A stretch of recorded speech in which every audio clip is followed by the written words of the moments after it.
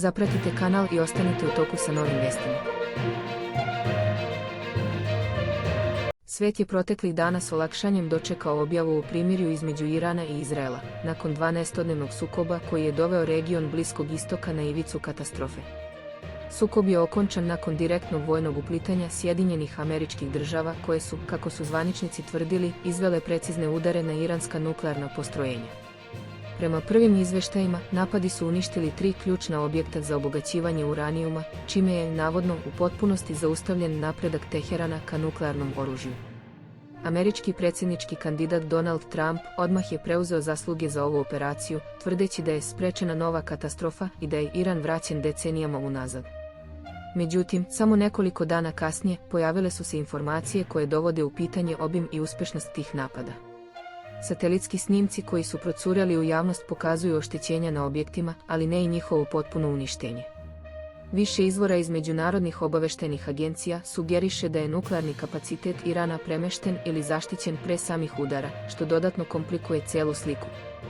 Na ove navode reagovao je i Donald Trump, koji se ponovo oglasio na svojoj društvenoj mreži Truth Social, optužujući medije da namerno umanjuju uspeh operacije i da širenjem obaveštajnih informacija o navodno sačuvanom iranskom nuklearnom programu pokušavaju da podriju poverenje javnosti u ono što je nazvao velikom pobedom Amerike i mira u svetu. Iranske vlasti, s druge strane, tvrde da su napadi izazvali ograničenu štetu i da se njihov nuklearni program nastavlja u skladu s međunarodnim pravom.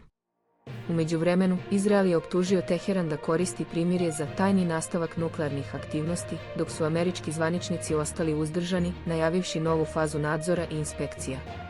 Pitanje koje sada visi u vazduhu glasi: da li je rat zaista završen ili je ovo samo pauza pre nove eskalacije? Također, postavlja se ozbiljna dilema: da li je javnost obmanuta o stvarnim efektima vazdušnih udara?